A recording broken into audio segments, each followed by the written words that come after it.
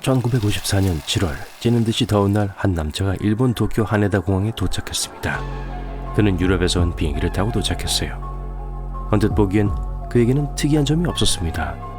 우아한 옷차림을 하고 있었고 뚜렷한 특징도 없었어요. 그는 주변의 다른 사람들과 마찬가지로 세관으로 향했어요. 세관원이 이 남자의 여권을 집어들고 페이지를 훑어보기 시작하자마자 무언가가 잘못되었다는 것을 즉시 알아차렸습니다. 전 먼 나라에서 왔지만 이번이 세 번째 일본 방문입니다. 그 남자의 여건이 어떻게 특이해서 그를 수상하다고 생각했을까요? 스파이였을까요?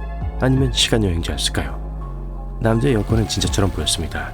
문제는 그가 아무도 들어본 적이 없는 토레드라는 나라에서 왔다고 주장했다는 거예요. 그래서 그는 즉시 조사를 위해 보내졌습니다. 그 여행자는 자신의 나라가 진짜라고 일본 당국을 설득하려고 노력했습니다.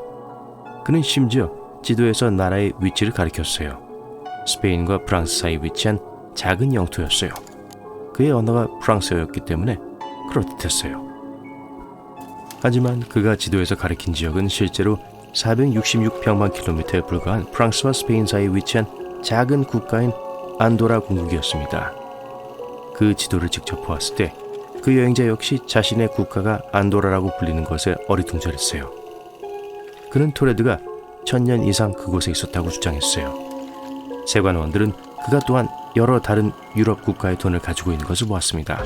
그의 여권은 이전 도쿄 방문을 포함하여 전 세계 많은 공항의 도착이 지켜 있었어요. 분명히 일본 관리들은 토레드가 존재하지 않는다고 주장했고 추가 조사를 위해 그를 하룻밤 구금할 필요가 있다고 결정했습니다. 담당자들은 처음에 그가 일한다고 말한 회사에 연락을 시도했어요. 심지어 그는 자신의 주장을 입증할 수 있는 많은 회사 서류를 가지고 있었어요. 하지만 놀랍게도 그 회사의 사람 중 아무도 그에 대해 들어본 적이 없었습니다. 그런 다음 그가 예약을 했다고 주장하는 호텔에 연락하려 했어요. 짐작했겠지만 그곳에서도 그에 대해 들어본 적이 없었어요. 수표를 발행한 은행이요? 존재하지 않았어요. 그 여행자는 근처 호텔에 머물게 되었고 그가 도망치지 않도록 하기 위해 2명의 경비원이 방 밖에 배치되었습니다. 다음날 아침 방에 들어갔을 때 경찰관들은 그가 그냥 사라진 것을 보고 놀랐어요. 현지 경찰은 그가 창문 밖으로 탈출했을 리가 없다고 확인했어요. 방은 몇 층 높이였고 발코니도 없었습니다. 처음에 일본 관리들은 그를 빨리 찾아 수기기를 풀 수 있을 것이라고 확신했어요. 그들은 전날 그의 서류를 압수했습니다. 하지만 놀랍게도 토레드에 대한 문서를 포함한 그의 모든 개인 소지품도 사라지고 어디에도 보이지 않았습니다. 어떤 사람들은 그가 일종의 정부 비밀 요원일 거라고 생각했습니다. 그의 서류는 진짜처럼 보였어요. 전문가들이 위조한 것이 틀림없었죠.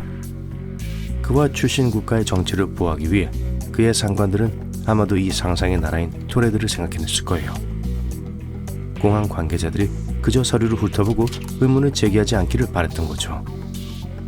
그의 불가사의한 실종은 또한 정보기관에 의해 수행된 첨단 기술 추출 작업으로 설명되었습니다. 또 다른 사람들은 토레드에서 온 남자가 다른 차원에서 온 것이 틀림없다고 생각했습니다. 다중우주가 존재했다는 거예요. 그가 토레드가 1000년 전에 설립되었다고 말했기 때문에 그의 우주 버전에서는 토레드라는 나라가 존재했을 것이라고 주장했어요. 안도라는 특정 영토에 대한 우리의 버전일 뿐입니다. 공경에 처했다는 것을 알고 그는 단순히 원래의 차원으로 넘어갔어요. 그가 어떻게 그의 문서도 되찾을 수 있었을까요? 그것은 여전히 논쟁의 여지가 있습니다. 그는 심지어 안도라 공국이 토레드가 되는 먼 미래에서 온 시간여행자라고 생각되기도 했어요. 이 모든 것에 대한 가장 간단한 설명은 아마도 이 모든 것이 지어낸 이야기라는 것입니다. 아니면 적어도 과장되었다는 거죠. 이 도시 전설의 근원은 결국 존 제그루스라는 미국 남자로 밝혀졌어요. 그는 자신이 만들어낸 나라의 위조 여권을 사용하여 세계를 여행했습니다. 완전히 디지털 시대에 살고 있는 요즘에 약간 믿을 수 없는 것처럼 들릴지 모르겠지만 그 당시 위조 여권을 사용하는 것은 꽤 흔한 일이었어요. 중요한 사람으로 보이기 위해 충분한 자신감을 갖고 그에 알맞는 복장을 갖추기만 하면 됐어요. 심지어 꾸며낸 나라도요. 그가 전에 일본을 방문했다고 주장했던 것을 기억하세요? 거짓이 아니었어요. 존은 토레드 여권으로 일본 비자를 신청했고 승인받았어요. 그 후 그는 일본에 입국하는데 아무런 문제가 없었습니다. 우리는 어느 날 이 남자가 위조 서류와 신분증을 가지고 세계를 여행했고 금융사기에 연루되었다는 것을 알고 있어요. 1962년 8월 10일 일본 법원은 제그루스에게 징역 1년을 선고했습니다. 그 후 그는 풀려났고 일본에서 홍콩으로 추방됐어요.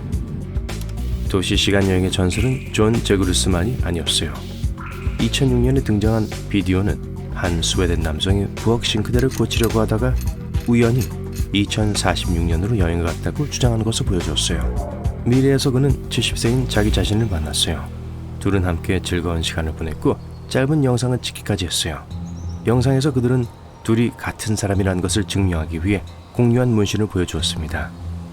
안타깝게도 그 이야기는 연금 제도를 홍보하기 위한 마케팅 캠페인에 지나지 않았어요. 1995년 마이크 마컴이라는 한 남자가 미주리주 스탠베리에 있는 그의 집에서 타임머신을 만들려고 시도했습니다. 그는 이 프로젝트를 야곱의 사다리라고 이름 지었어요. 그는 1997년에 사라졌고 그 이후로 목격되지 않았다고 해요. 아직도 그의 실종은 설명되지 않고 있습니다.